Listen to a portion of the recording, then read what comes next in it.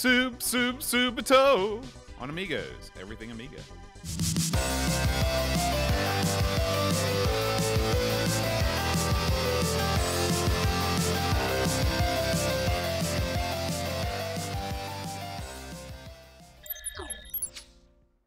Hi, everybody. Welcome to Amigos. I'm John. And I'm Aaron. And today, Aaron, we're talking about Subbuteo. Subbuteo, the classic British tabletop football game made available for some reason on the computer. You know, listen, when this title came up last week, and I saw the box and stuff, I assumed this was some sort of futuristic soccer game because it looks like there's a guy on a hoverboard. Right. Like, yes. I was like, man, no this is going to be sweet. Which was us. You know? would think that this was like a hoverboard, a soccer game. Which now you, I'd be kind of having lived in the UK, you must have a depth of knowledge that I can't even begin to understand when it comes to this sort of game. Well, I can tell you this. Football, as they say over there, is very, very popular, especially compared to the United States. Yeah. And so I could picture a world in which a game like this would have existed. But previous to last week's reveal, I had never heard of Subbuteo before. This was my first time with the idea. Because at first, I heard something when this game was voted on in the selection committee, they were talking about like Britain's take on tabletop football. And of course, when you think about tabletop football, you think about two things. You think about foosball, which is a tabletop football game. Yeah. Okay. Or you think about paper football, which is an American game. We play football like God intended it, with a little triangle-shaped piece of paper you fold up in your desk. I think of electric football. Oh, yeah. That is what I think of. Which we have a history of on this very channel. Yeah, when this, I always wondered, because as you mentioned, me and you got together and played that. I mean, that was an antique set of electric football, as I recall. Who was that? One of your family members, both that used to own that? My father. My father bought that as a lad. And as a lad, when we were cleaning out my granddad's basement, lo and behold, there it was. I was like, I'll take that. Yoink. Yeah. And it came home with me. And if you're not familiar with what electronic, I guess it's electric football was, it was sort of like Subbuteo, or however you pronounce it. Well, in the chat, the Brits can't even agree on how to pronounce it at the chat. So I think we're good pronouncing it however we want. But, I mean, this game was you literally just lined up guys, little miniature guys on the table, and then hit the button, and the whole table would shake, like vibrate, and they would just move around. It's one of the world's dumbest games. But, I mean, am I wrong? Tell me if I'm wrong. It is one of the world's dumbest games. And what made it... If you think about the way that they made an electric football game, they harnessed the power of electricity in one of the dumbest ways possible. And what made it, and this, I'm putting over Subbuteo here, because our game is so stupid, but what made it better was they pretended so hard it was a real game. They put little things on the bottom of your guy's base so you can pretend to kind of move them around. You can set up plays with your little guys. They had little levers on the arms of the quarterback and the foot of the kicker, like you could ever conceivably do anything with a little wad of paper that's the football in that game. And, when I lived in Newport News in Virginia, the Hampton Roads area of Virginia, which is where that is, they are known as the electric football capital of the world. Okay? No. And really? there are leagues that play down there, and that's where the world championship is of electronic football. I actually, because the scene was so huge, I pondered getting into it, because as much like Subbuteo, I thought this combines two things that I love. It combines models, tiny junk that I can set up in my house, and two, it's something to do with it. Because, with the train set, you spend thousands of hours setting up this train set. Then once it's complete, what do? You just watch the train go around in a circle. Here's a thing that's a model. It's tiny, but there's actually a game that goes along with it. the train's much better, Bo. Let's face facts. And knowing your proclivities and the way you get out of hobbies, thank God you didn't get into that league because you would have been out of that thing so quick. I can't imagine how long playing an entire game of that takes. Oh my gosh. It's the longest. Just to set up one play, it takes like 15 minutes. And then once you hit the button, you're it does knocking nothing. guys over with your hand accidentally. It's the world's dumbest game. And so when you compare it to, because I watched some people play Subbuteo, and that is something that resembles a playable game. They're flipping guys around. I mean, that's something you can actually play. Well, it's a game that actually has rules. Yes, it's a game that actually requires a certain amount of skill and dexterity. None of these things apply to electronic football. Yeah, I mean, but the main thing is it's interactive. Right. I mean, that'd be like, hey, me and Bo playing a competitive game of Etch-a-Sketch. It's very similar because it's the stupidest, most pointless activity you could possibly have. So I came into this, I thought to myself, okay, let's learn what this is, and then let's learn what the game about this is. That's sort of how I approach it. Sort of like darts and stuff. I mean, I had a better idea what darts was, you know. And I will say, much like everything else we've ever done on this show, that I didn't know what I was doing. I sat around watching this. Listen, watching people we're play going to get into it. And I'm going to tell you how deep down the Subbuteo rabbit hole I went. Should we just get in it? Let's get in there, Bo. Yeah. Let's get in there.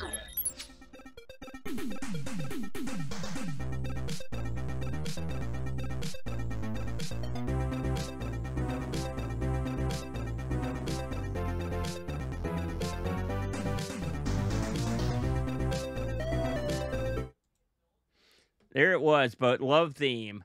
So, pronounce this for me one more time, Bo, before I get into it. Okay. Subbuteo. Subbuteo. So just think about booty. Okay. I always do. Fair enough. You know, and I know you've got something to say about this, but I actually looked. Did you look into the history of this at all? Yes. Oh, you did? Well, then I'm just going to let you do. I don't have to do my thing. Give us a little background for the people that don't know anything about this, like us. Well, this game was created, Subbuteo was created, I believe, in the post-World War II era, sometime in the 50s, I think. I think the 40s. The 40s.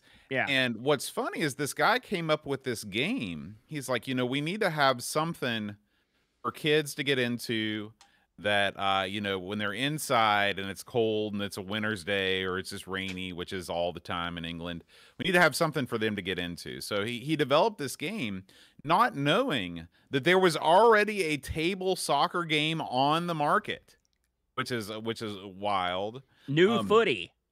That's really all I know about the history. So I'm sure you can tell me more. So there's a lot. So again, this guy was in the military. He came back. His name was Peter Adolf. That was his name. So here's what I like. So he had played this game. He'd played New Footy before the war. But he just assumed. Oh, he thought they'd gone out of business. That's right. He thought they'd been bombed out of existence. Right. But they were still around. But he had played it, and so when he came up with his guys, this is the best thing. It's the best thing I read about this. So he's like, "How am I going to do this to make it fun?" Right? So his mom had lost a button off her coat or something. Okay, so he took the button, he glued a washer to it, and he molded it to where when you flicked it, it didn't hurt. You could move these guys around because the other one had a metal base. And so when you whacked it, it would like hurt your hand. According to these. Well, yeah, you don't want that. And so he was like, I got something here. And so he talked to some people to like invest in this. And so the early production outfit, you've been here, Bo, was in Langton Green near Tunbridge Wells in Kent. You ever been to Kent? Yeah, I'm not familiar. I've never been to Kent. And I'm not familiar with that particular area, so that's alien to me. So you may be surprised to learn that New Footy wasn't happy that someone else rolled into their territory. They had a big battle, but ultimately, according to Wiki, after a failed television advertising campaign in 1961, that was the end of New Footy, and so the Subbuteo reigned supreme. Subbuteo reigned supreme. So the gimmick was you bought little figurines in a pack. And in the old days, they didn't have a field to play these things. So it gave you instructions on how to mark your own foot with chalk or something, right? But eventually, you could get a pack that had the pitch on it, right? Right. So here's something else I thought would be kind of interesting. Eventually, the popularity of this thing declined in the 90s and the early 2000s. So eventually, they just stopped making them. So you know what that means? You can always revive something. Here comes Hasbro. They're getting their tendril. By the way, Hasbro still owns it to this day. But Hasbro tried to revive it a couple times, and they've most recently in 2020, it's back in action. The Hasbro connection to this. So, but this is basically for the uninformed figurines you buy in packs. You can get them painted, or you can do it yourself, and they represent real teams for the most part. And when you buy a pack of these things, you put them on this big pitch, and then you basically have a ball out there. Did you read what the ball, what kind of ball it was, Bo? What kind? Do you know anything about the ball? From what I can tell, it's sort of like a ping pong ball. That's what it looks like, but I thought surely it'd be flying all over the place. But anyway, you're flipping your dudes to get the ball into the opponent's goal, into their goal. But like Bo said, there are rules. Now I can't sit here and deliver the set of rules. Okay, well, I'll tell you basically how this game works. Good. Yeah, get into it. So I believe you have 3 flicks before you change possession. So it's sort of like American football where you have 4 downs. And when you flick the ball, you're essentially passing it to another player. So the rules are you have to flick the ball so it comes into contact with another player on your own team. If it does anything else, then play goes to the other side. I'm pretty sure that's how it works. That makes sense from playing this. And when you get inside the sort of scoring box, you are allowed to take a shot on goal. And when you take a shot on goal, something really cool happens. Is like normally you've got your goalie and he's just sort of like chilling out as part of the team, like he's just a regular dude. But then if you're taking a shot on goal, you actually get a goalie guy that is attached to a rod. Almost like a rod that would control a Rock'em Sock'em robot, okay? And you can maneuver the goalie around and make him jump and dive and do all kinds of crazy things to try and avoid the shot on goal, okay? So it adds an element of arcade action to this otherwise sort of billiards-related game. I would say that this is very much related to pool or snooker or something like that, where the goal is to flick the ball with enough deftness and dexterity to put it exactly where you want it on the pitch and to line up your guys so you can kind of move the ball down the field. I'm going to date myself a little bit, but this sort of reminds me of playing marbles back in the day. There's some similarities to marbles. It's not dissimilar to marbles. You're right. And so, and play basically goes back and forth. All of the normal sort of soccer type things apply in terms of when you kick the ball out of the one side of the field, then you get a kick. The other team gets possession and you get like a free kick from the goal. There are corner kicks. There are penalty shots. There are fouls. There are rules for everything that happens in normal soccer in Subbuteo, and that's part of the reason why Subbuteo is so cool, because it's not some watered down version of soccer like foosball.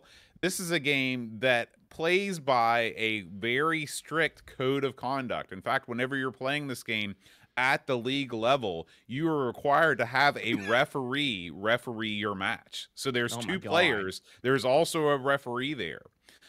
There's an excellent little mini documentary. It's really a disservice to call it a documentary. It's like 6 minutes long, but there's this thing that BBC Scotland did about this Scottish Subbuteo group. And they're like, if we didn't have a ref, everything would devolve into fights. Which, I mean, when you consider how Brits treat football, that's not surprising. But it's a fascinating game, and the game itself is only part of it. The other part of it that makes it cool is that you can customize every aspect of the game, For example, say you're tired of playing on sort of a picture-perfect pitch, you can buy a muddy pitch where it actually looks like there's mud and crap on the field. You roll that down, you can play on it. Of course, you're not going to have real like rocks and obstacles and stuff because the game depends on you playing on a flat slate pool table-like surface. You can get pitches that are specific to your favorite team or your favorite side or whatever they call it. You can get you can build whole stadiums to house your game. You know, you can fill your grandstands with people, and you can go all out from a sort of model making perspective. In addition to this, you can buy working scoreboards. You can buy camera crews and move them around the stage. I spent an obscene amount of time this week watching a man play Subbuteo against himself on his home pitch. And I was enraptured by it because, number one, he's gone all out. He has the full stadium and everything. Number two, he knows every player on every side. So he's calling the match as he's playing. He's like, and then Reynolds passes over to Smith. And then Smith, it's blocked by the other guy. And he knew all of these guys by sight, by position. And he was keeping this sort of like rolling commentary. He was his own color man. It was fascinating to watch. I mean, this guy was really sort of talented at this really niche thing. So this is a game that appeals to me on every conceivable level in its physical form. The digital form is something that I'm sort of not into. What do you think, Aaron? Well, before we get into the digital part, I just want to comment. This game here, we mentioned that it crushed American electric football, and it crushes it. It crushes it. If you were going to collect something and build something, this is your baby right here. I saw the stadiums, the artistry, the attention to detail that was put into these things are awesome. So you get a big basement with a table, big huge table on it. You could really build something unbelievable down there. And I bet if you're a fan of the old footy, this right here would be a lot of fun. Plus, on top of so you get sort of that the same sort of buzz you get from doing the railroad stuff. But this is, you're right, this is something that resembles a sort of maybe fun, kind of maybe playable game. Just the part where you kick the goal is better than electric football. Right. You could just, if that was the entire game, it would be better than electric football. I mean, so as a hobby, right? And the only thing that keeps me from really thinking to myself, this looks crazy, I don't like soccer. But I mean, otherwise, and the thing is, soccer lends itself to this sort of gameplay, whereas football absolutely does not. Yeah. So it works. This is a genius sort of fun hobby. I can absolutely see people getting into this, and I would not mock anyone that did it. I would applaud them. I'm sure it ain't cheap to build up. You can get because trust me, I looked into it. You can get a starter Subbuteo kit, which includes 2 sides and a pitch for about $50. Okay. Now, where the game sort of falls apart for me and why I am not committing myself at this time is because you have to have a large flat surface big enough to hold the pitch.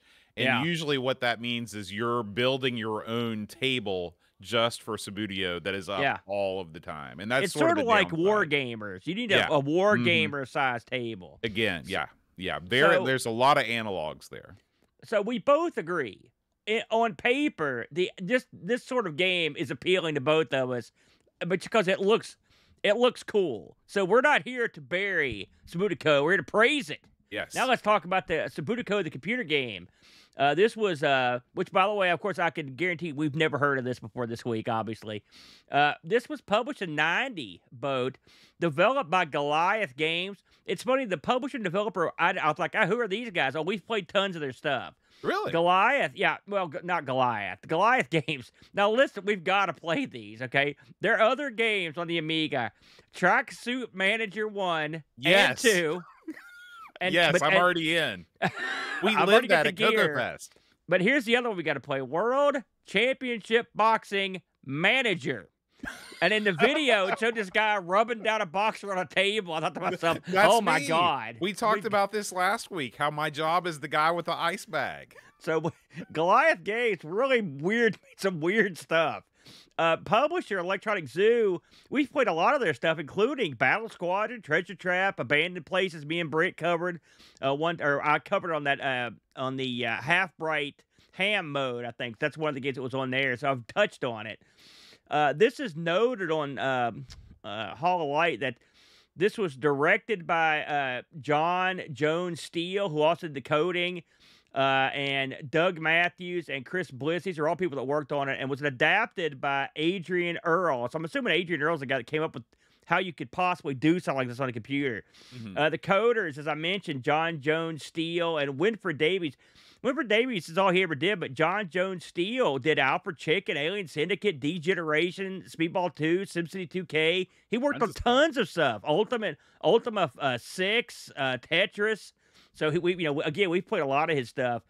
The people that did graphics, this was their only offering. The music was a guy named Matt Furness, who another guy we've heard from a million times. Laser Squad, Castle Master, Chase HQ, Clax. He did tons of stuff. He's got like 50 credits. This was also released on the Amstrad machines, the Atari ST, the Commodore, DOS, Spectrum, the usual suspects boat.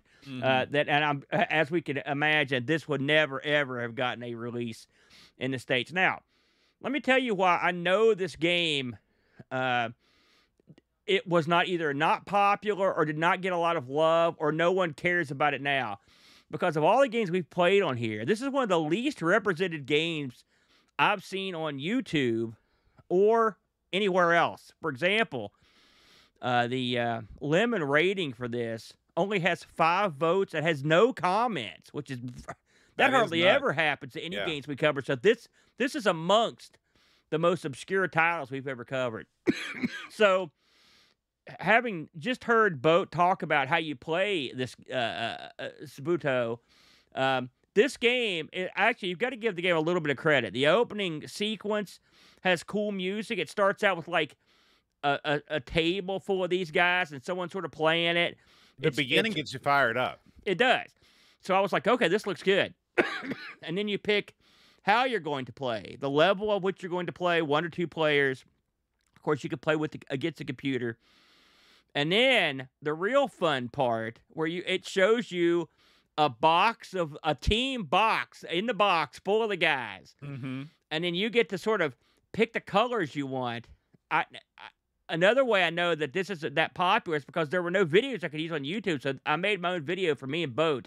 I made you a team Boat with the white pants and yellow shirts, I believe. I saw them. I like them. And I went with the old red shorts. But you get it shows the box of the guys. I love that. You get to and you get to name your team. I was already on board right there. What'd you think of that? It's skeuomorphism in action, where they take the real box and they're like, look, you can design this thing any way you want. Yeah, I thought that was cool. And so once you've got your team, of course, at this point, I didn't know what I was doing yet.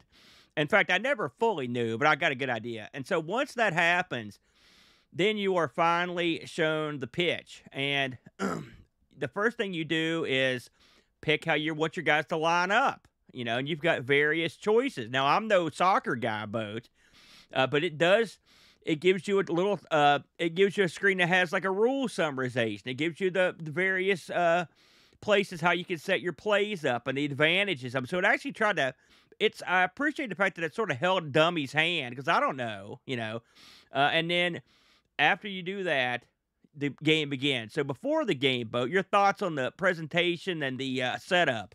Yeah, I thought it was all great. I love the fact, like you said, that you see the players in the box, just like the box that they come in. Yeah. Everything was easy to navigate. The buttons were easy to click through. There were no icons. It was words. Yeah. The icons come later. Yeah. Getting into the game, there was music playing the whole time. Yeah. I thought it was great. Yeah. So the opening, I was pretty excited about this little title. And then eventually you show the pitch. Now, this game has it reminded me very much of like the 3D, the snooker or the pool games we played, where you're in a void. Mm-hmm. You're playing this in a void, in a musicless void. Right. And you have the ability to basically rotate the table, zoom in and out. whatever you want to do. So picture a pitch, a soccer pitch on a table in a void, and then you play the game. At the bottom of the screen are basically controls to do everything you need to do in game, such as rotate the table, zoom in and out. You can use a mouse cursor to pick. This is a mouse-only game. You pick your guy with the cursor. You can move him around. You can change the way he's aimed, basically, is what you could do. And then once you've lined up the shot you want to take with your guy, you hit a button, and you get sort of a side view. And this reminded me of 3D Pool as well. You get a side view of the bottom of the base of the guy you're going to be whacking, and then a side view. So that way you can line up the angle you're going to hit him with, and the power is how far back your finger is away from the base. It's actually quite clever. It looks pretty good. And then once you have decided, you hit the button, then it plays out on the screen. That's pretty much the game, Bo. What your thoughts? Yeah, I mean, when you bring Subbuteo to the small screen, well, there's only so much you can do with it because it's a simple game. It's a simple game with a lot of rules. Yeah. And I think that they did about as much as you could with using, what they'd learned from various 3D billiards games. This is, I would have, the problem with a game like this is why you would actually want to play it. Like, what is the use case for you wanting to play Subbuteo, the computer game?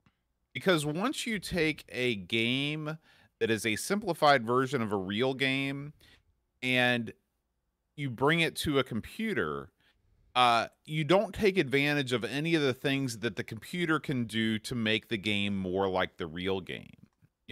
If you're going to play a computer game that is a soccer game, you should play a computer game that is a soccer game, not a computer game that simulates a tabletop game that's simulating a soccer game. There's one too many layers of intermediation in there for any fun to be had. However, I will say this.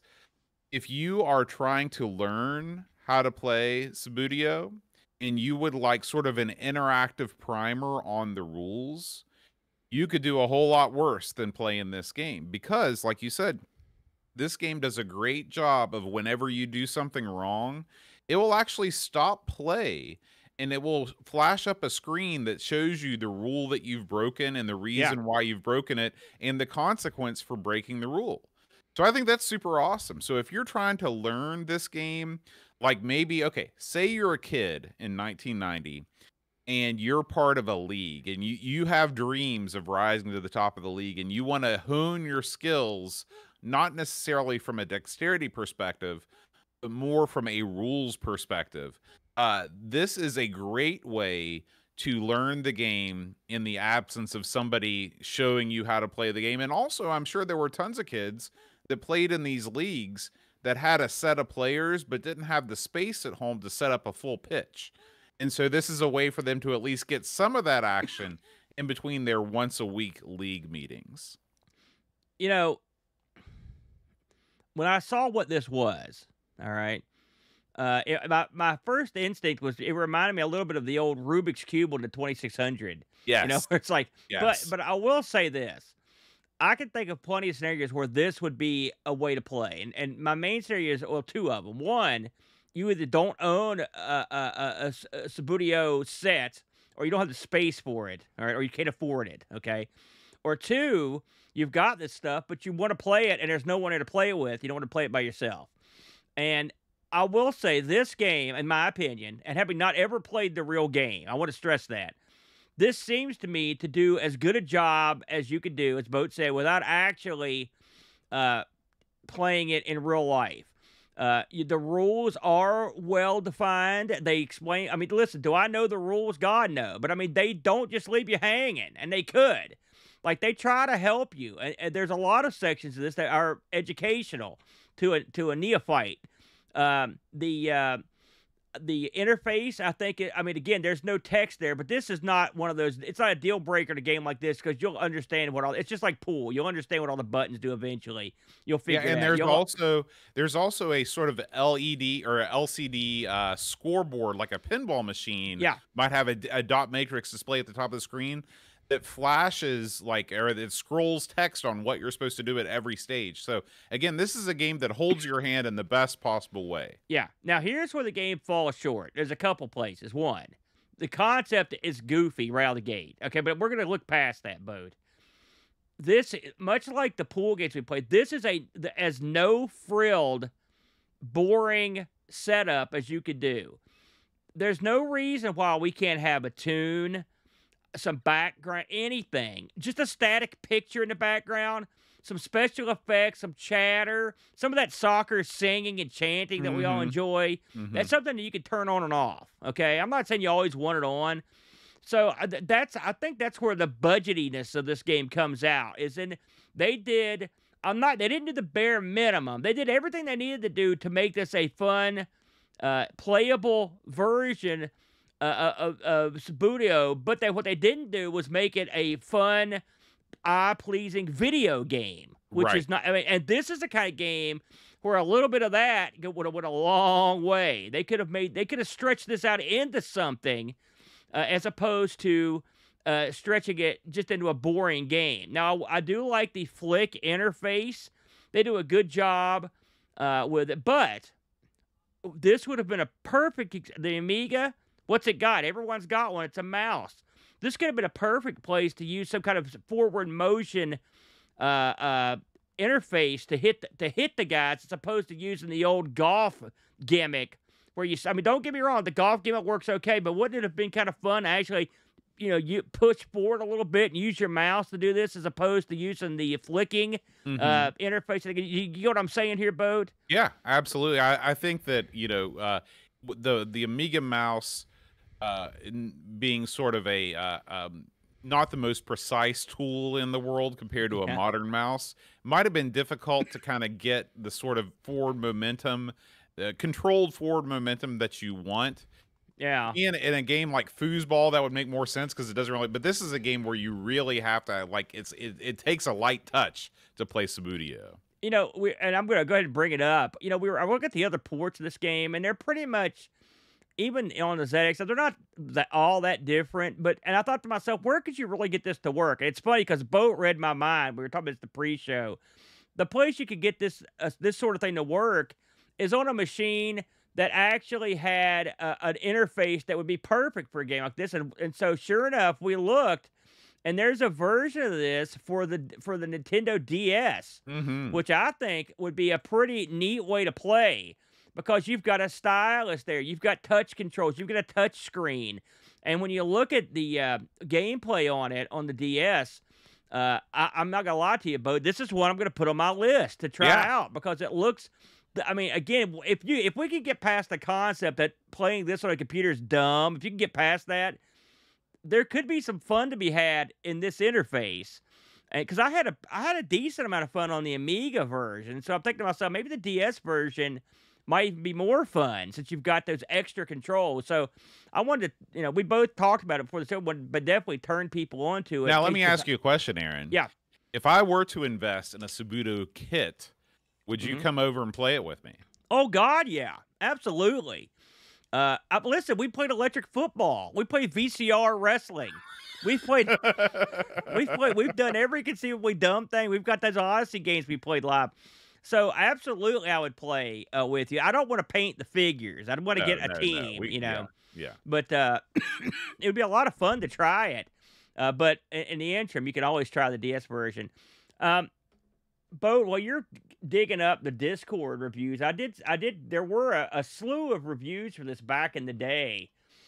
Again, Lemon had so few people vote, but the score on Lemon for this game, Bo, is a 2.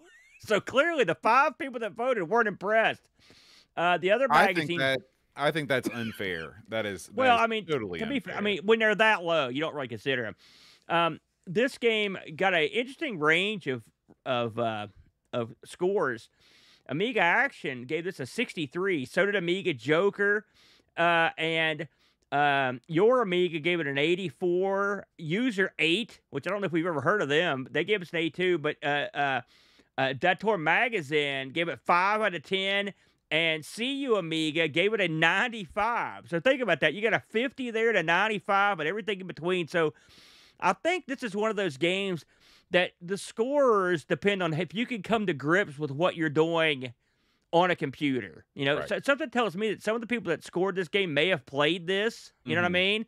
And they may have found this distasteful in some ways to play on a computer. I just thought it was just the doing it was stupid. But I mean, if you're like me and Boat, it was a nice introduction into it, I think. But I mean, I think we could probably at least attempt to try to have a game in real life. This game, for what it is fine. I mean, it could have been better. Yeah. But it is. I'm so grateful. I'm so grateful that this game exists because I would have never found out about Subbuteo otherwise. Yeah. Much like Snooka or Jockey Wilson's darts.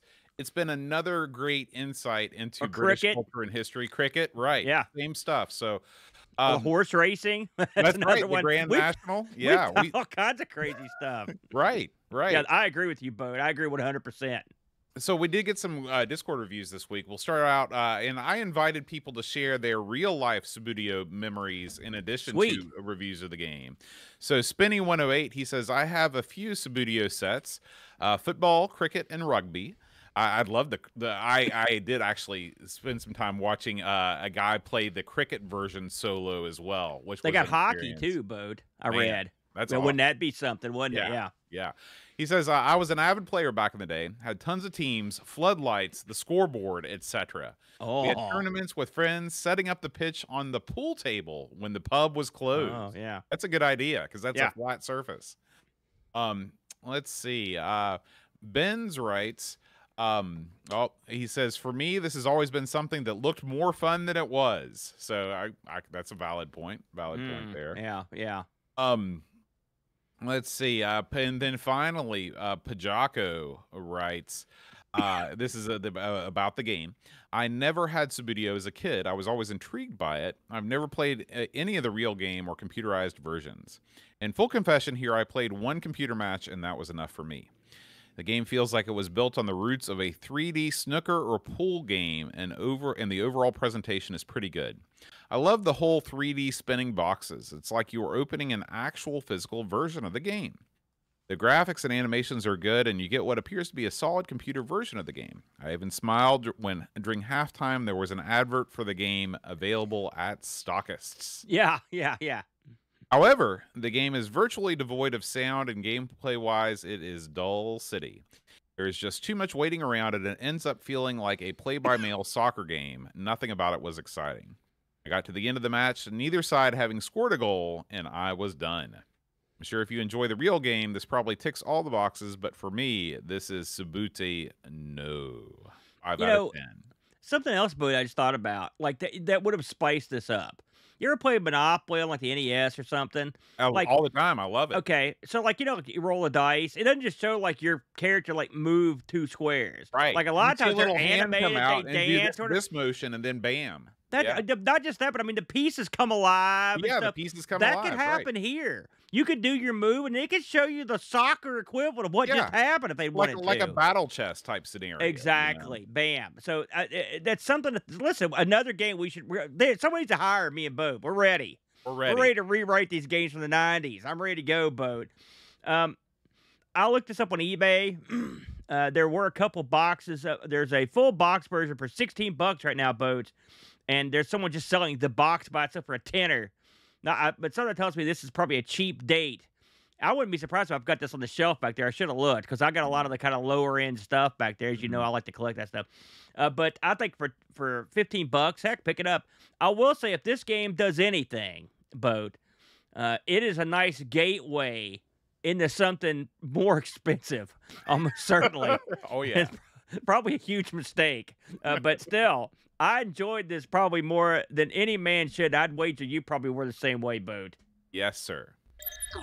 Retro Rewind. I'm your host, British Jones. Whether you're into the Amiga, Commodore 64, or Tiger floral print speed suits, Retro Rewind has all you need from the friendly hosers of the Great White North. Looking to upgrade your Amiga? Check out the Amiga OS 3.2.2 Kickstart ROM for just $18. Or maybe you need a C64 or C128 diagnostic harness. Grab one while they're hot. Don't miss our best sellers like the 1541 Transit Card for just $1, or the incredible Amiga Coin Cell Battery Adapter. Shop now at Retro Rewind Limited and bring your classic computers back to life. Retro Rewind Limited. Frank's the man. Amiga News. Campbell Train.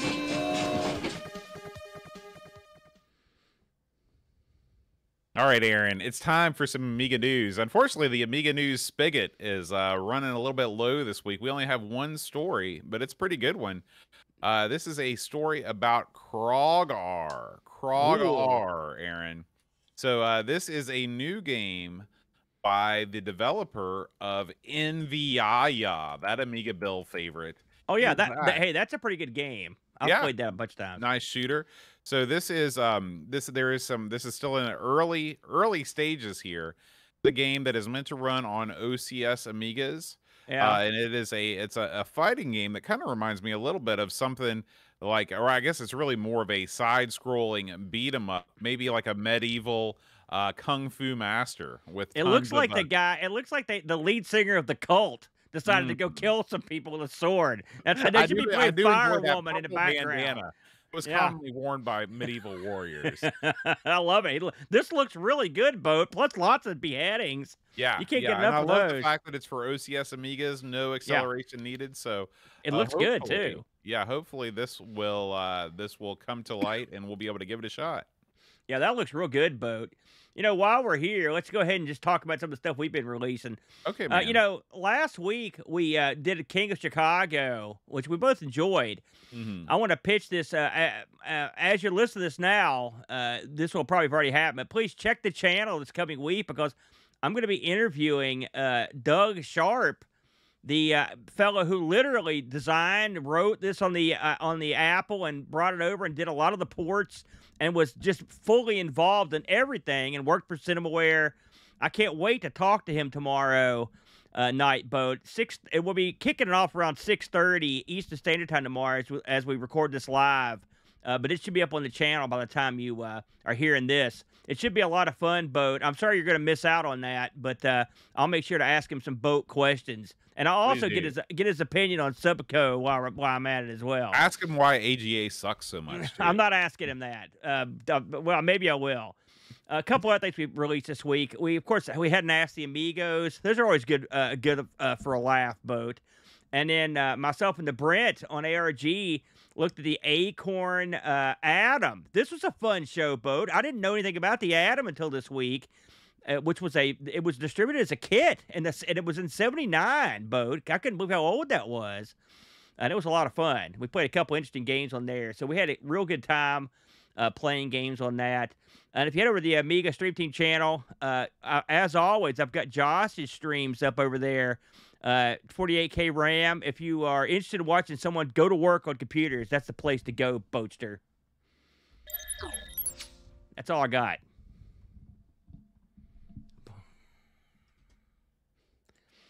I think we're done, Boat. Let's do it. Let's take this thing to the house. Good question. Let's find out, shall we? Oh, man, just when you thought it couldn't get any worse, it's Public Domania, Boat. Public Domania, brother. Listen, sometimes these are great, and sometimes they're not. We'll find out. What do you know what the game is? It's called Aquanaut.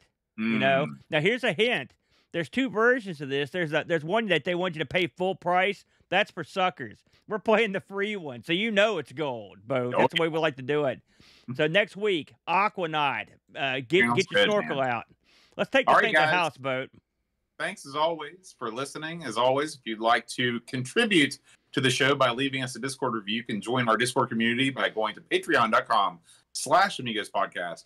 We will see you next week for Aquanauts. And until then, adios. Made possible by contributions from listeners like you.